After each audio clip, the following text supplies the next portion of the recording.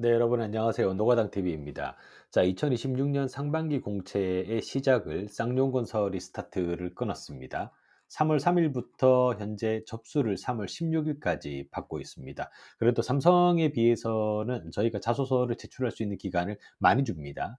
그리고 신기하게도 이번에 공채에 신입사원 급여를 언급을 해놨습니다. 본사 기준으로 5,500만 원. 많이 주는 편이죠. 거의 현대건설하고 비슷하다라고 보시면 됩니다. 그리고 국내 현장은 물론 현장 위치에 따라서 조금씩 현장 수당 자체는 달라지겠지만 6,400만 원 그리고 성과급 별도라고 언급이 되어 있습니다. 아마도 연봉을 언급한 이유는 이 쌍용건설도 아무래도 이제 일군 건설사에 버금가는 인재들을 뽑고 싶을 겁니다. 왜냐하면은 일군 건설사와 비교해서 절대 뒤지지 않는 실적을 가지고 있고, 그리고 싱가포르의 마리나 베이 샌즈 같은 실질적 랜드마크를 지어본 실적을 갖고 있는 건설사죠. 그렇기 때문에 본인들도 훌륭한 인재를 뽑기 위해서는 그만큼의 미끼를 던져야 됩니다. 그 미끼의 역할을 하기 위해서 이 신입사원 급여를 언급해 놓은 것이 아닌가. 우리가 일군 건설사에 비해서 절대 적게 주는 회사가 아니니 우수한 인재들이 많이 지원을 했으면 좋겠다라는 바람을 보여준 것이다라고 생각을 하시면 될 것 같습니다. 모집 분야를 보시게 되면 되게 신기한 게 건축 직무로 뽑고요. 아예 토목 직무로 뽑습니다. 그리고 전기 직무를 뽑아요. 그리고 설비도 있고, 그리고 플랜트도 있습니다. 그러니까 플랜트 안에서는 또 토목, 전기, 기계공학이 아예 플랜트 안에 그냥 한 묶음으로 묶어서 우리가 뽑는다라고 보시면 될 것 같습니다. 그리고 안전에 보시게 되면은 안전관리, 보건관리 환경이 있고 ISO가 있죠. 이 안전 쪽으로 지원하시는 분들은 이 ISO가 뭔지 명확하게 이해를 하고 들어가셔야 됩니다. 인터내셔널 스탠다드 오르게니제이션이죠. ISO 45001 그리고 14001에 대한 것을 이 개념이 어떤 것이고 그 프레임이 어떤 것인지를 명확하게 이해를 하고 여기에 적혀 있다라고 하는 것은 자소서에도 언급을 하라는 얘기입니다. 그리고 전공 무관으로 뽑는 것이 영업과 관리 직무 이렇게 운영이 되고 있습니다. 여러분들께서 여기에서 보셔야 되는 것 중에 가장 중요한 것 중에 하나가 면접이 3번 진행됩니다. 실무 면접 1차가 있고요. 임원 팀장 면접 2차가 있고 경영진 면접 3차가 있습니다. 그러면 도대체 이 쌍용건설은 어떤 차이를 두고 면접을 진행을 하길래 이 면접이 3번이 진행이 되냐? 1차 면접, 실무 면접이라고 하는 것은 아무래도 직접적으로 직무와 관련된 역량을 검증하겠다라는 거죠. 즉, 현장에서 바로 쓸 수 있는 사람인지를 보겠다라는 겁니다. 그러다 보니까 이제 본사에 있는 실무팀장이나 뭐 부장급 또는 이제 현장 소장급들 정도가 들어오셔서 직무 이해도를 가장 깊게 보는 목적으로 면접이 진행됩니다. 그러니까 이 면접 같은 경우는 전공 지식, 뭐 예를 들어서 철근 배근이나 뭐 공정 관리나 콘크리트 타설 순서 같은 것들에 대한 걸 물어보겠죠. 그래서 1차 면접 때에는 주로 우리가 실습이나 뭐 인턴과 같은 현장 경험에 대한 것들을 언급하는 식으로 내 역량을 보여주어야 됩니다. 그리고 당연히 자소서 기반의 꼬리 질문도 나올 수가 있습니다. 기술적인 부분에 대한 것만 물어본다라고 보시면 될 것 같습니다. 여기에서 이제 기본적으로 직무에 대한 준비 역량을 확인하고 2차 면접으로 넘어가겠다라는 거죠. 그리고 2차 면접은 임원 팀장 면접입니다. 조직에 대한 적합성을 보겠다라는 거죠. 이 사람이 우리 쌍용건설에 어울리는 우리 회사 스타일에 맞는지를 보겠다라는 겁니다. 아마 2차 면접에서는 뭐 사업본부장이나 본사 임원급 그리고 아마 여기에는 인사팀이 등장을 할 겁니다. 인사팀 부장급이나 인사팀장 정도가 들어오실 겁니다.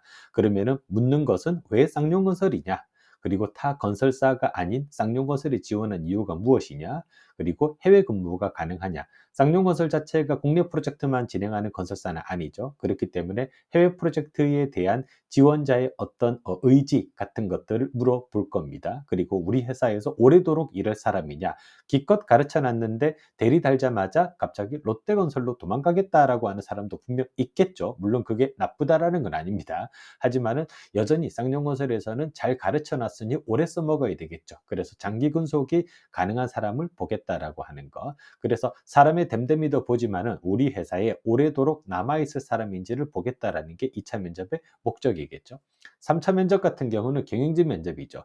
여기에서는 이 개인이 가지고 있는 어떤 잠재력, 그러니까 이 지원자가 입사를 했을 때 우리 회사의 미래를 맡길 수 있는지를 보겠다라는 겁니다. 그러니까 최고 경영진급에서 참석을 하겠죠. 아마 대표이사가 앉아 있을 수도 있습니다. 이제 거기에서 대표적으로 물어볼 수 있는 질문 중에 하나가 10년 후에 본인이 가지고 가는 목표가 무엇이냐? 예, 그리고 회사가 왜 당신을 뽑아야 되는지에 대한 거. 그리고 아마 3차 면접에서는 해외 수주라든가 뭐 우리가 프로젝트를 더 잘 관리하고 수주하기 위해서 어떤 방안을 제시할 수 있는지에 대한 부분까지도 물어볼 겁니다. 예, 단순하게 어떤 실무형, 직무 역량을 가지고 있는지를 떠나서 먼 미래 10년, 15년 뒤에 이 사람이 어떤 사람이 되어 있을지를 우리가 눈여겨보겠다라는 것.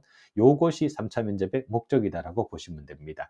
쌍용건설 자체에는 해외 프로젝트가 성향이 강한 회사입니다. 그렇기 때문에 당연히 해외 근무와 관련된 가능 여부를 물어보겠죠. 특히 지금처럼 우리가 중동에서 각종 뭡니까? 미국과 이란 간의 어떤 전쟁 이슈 같은 것들이 발생이 되고 있는 상황이라서 일부 지원자들은 해외 근무에 대해서 상당히 꺼리는 어떤 의견을 가지고 있을 수도 있습니다. 그럼에도 불구하고 해외 근무에 대한 본인의 의지를 확인하고 그러면 당연히 영어에 대한 기본 소통 능력도 있어야 되겠죠. 그러면서 더불어서 쌍용건설에 오래도록 장기 근속을 하겠다라고 하는 의지도 보여줄 수 있어야 됩니다. 이 모든 내용들이 일단은 기본적으로 자소서에 들어가 줘야 된다라고 말씀을 드리겠습니다. 자, 그러면 이어서 쌍용건설이 현재 진행 중인 대표적인 프로젝트를 한번 보도록 하겠습니다. 해외에서 쌍용건설이 이름값을 올리게 된 가장 기본적인 컨셉은 하이엔드 레지던스를 많이 지었다라는 거죠. 그중에 가장 대표적인 프로젝트가 두바이 국영 개발사인 WASL이 발주했던 두바이의 에비뉴 파크 타워입니다. 에비뉴 파크 타워 43층짜리에 37층을 더한 고급 레지던스 두 개 동을 올렸던 겁니다. 32개월짜리 프로젝트였고요.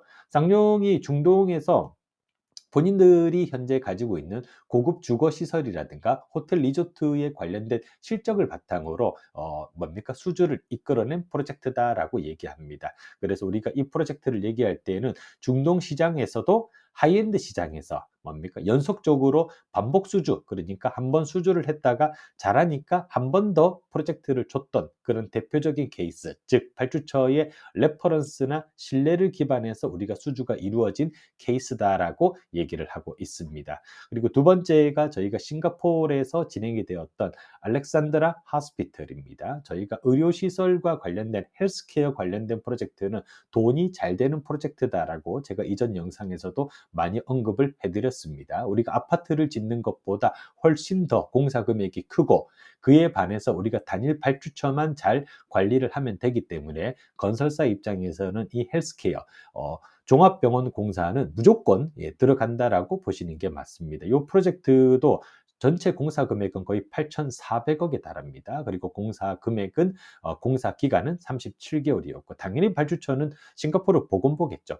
Ministry of Health 저희가 MOH라고 부릅니다. MOH는 모든 나라의 보건부를 다 지칭하는 용어입니다. 쿠웨이트의 보건부도 쿠웨이트 MOH, 사우디 보건부도 사우디 MOH다라고 보시면 될 것 같습니다.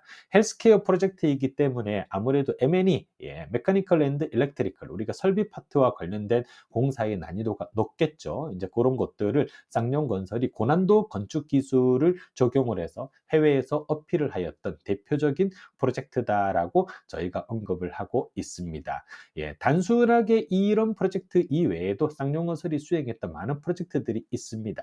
철도 분야에도 있죠. 메가 인프라 관련된 프로젝트라든가 그리고 우리가 레노베이션이나 리모델링과 관련된 프로젝트도 있습니다. 쌍용건설이 스스로에 대해서 얘기를 할 때 가장 자신 있게 얘기하는 것 중에 하나가 품질 중심의 어떤 시공 관리를 이끌어가는 회사다. 왜냐? 브랜딩과 관련된 수상도 많이 했고요. 그리고 본인들이 베스트 퀄리티를 주창한다. 베스트 퀄리티를 이끌어가는 건설사다라는 것을 여러 번 언론을 통해서 발표를 한 적이 있습니다. 안전 중심의 경영을 하는 회사도 있고 품질 중심의 경영을 하는 회사도 있고 그리고 수익성 위주의 경영을 하는 회사도 있습니다. 이 쌍용건설 같은 경우는 더 플래티넘이죠. 브랜드가 더 플래티넘이라고 하는 브랜드 자체가 가지는 이미지를 품질에 기반한 아파트 브랜드다, 주거 브랜드다라는 것을 본인들의 레퍼런스로 가지고 간다라고 보시면 될 것 같습니다. 그래서 쌍용건설은 두바이 하이엔드를 기반으로 해서 싱가포르 병원 재개발 프로젝트 등